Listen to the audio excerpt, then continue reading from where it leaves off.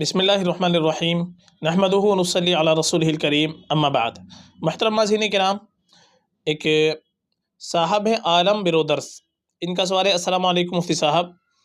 ہیزن نام کیسا ہے اور یہ رکھ سکتے ہیں کیا؟ وعلیکم السلام ورحمۃ اللہ وبرکاتہ۔ دیکھیے، جو نام آپ نے پوچھا ہے ہیزن یا ہیزن، یہ نام ہم نے تلاش کیا تو گوگل پر ہم نے اس کو دیکھا تو گوگل پر بہت سے لوگوں نے اور کسی ویب سائٹ پر ہیزن کے معنی دے رکھے ہیں خدا کا تحفہ۔ ہم نے یہ نام تلاش جب کیا ہے تو اردو، عربی، فارسی جو ڈکشنریاں ہمارے یہاں کی متداول ہیں، جن کو ہم جانتے ہیں، ان ڈکشنریوں کے اندر ہم نے کافی تلاش کیا۔ تلاش بسیار کے باوجود ہیزن، اور اس میں جو دے رکھا ہے گوگل کی ویب سائٹ پر، یہ اردو زبان کا لفظ دے رکھا ہے، حالانکہ اردو کے اندر کہیں بھی، بڑی بڑی لغات کے اندر ہم نے تلاش کیا، کہیں بھی ہیزن نام دور سے دور تک نہیں مل پایا ہے۔ تو یہ جو نام ہے یہ مہمل نام ہے، ایک بے معنی نام ہے، یہ کہیں بھی کتابوں کے اندر موجود نہیں ہے، یہ گھڑا ہوا نام ہے۔ عام طور پر آپ دیکھیں گے کہ جن ناموں کے معنی دے رکھے ہیں خدا کا تحفہ، اللہ کا تحفہ، یا اسی طریقے سے جنت کا پھول، بہت سارے معنی ایسے دے رکھے ہیں بہت سے ناموں کے، تو یہ سارے نام گھڑے ہوئے ہوتے ہیں، ان کے معنی اپنی طرف سے بنائے ہوئے ہوتے ہیں، ایسے نام عام طور پر نہیں ہوتے ہیں ایسے معنی والے۔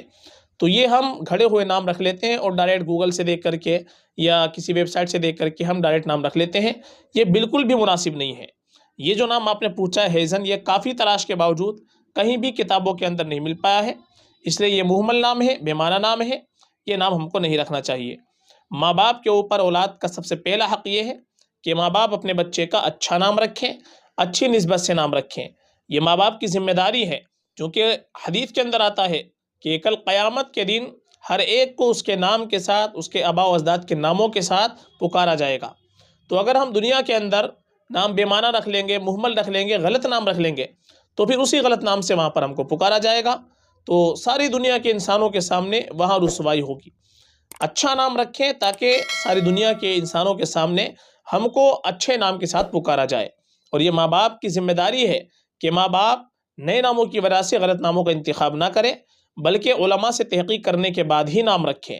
اور بہتر یہ ہے کہ ہم اپنے بچوں کے نام رکھیں تو انبیاء کرام علیہ الصلوۃ والسلام کے ناموں پر، صحابہ رضی اللہ عنہم اجمعین کے ناموں پر، جو نیک لوگ گزرے ہیں ان کے ناموں پر اپنے بچوں کے نام رکھنے کی کوشش کرنی چاہیے۔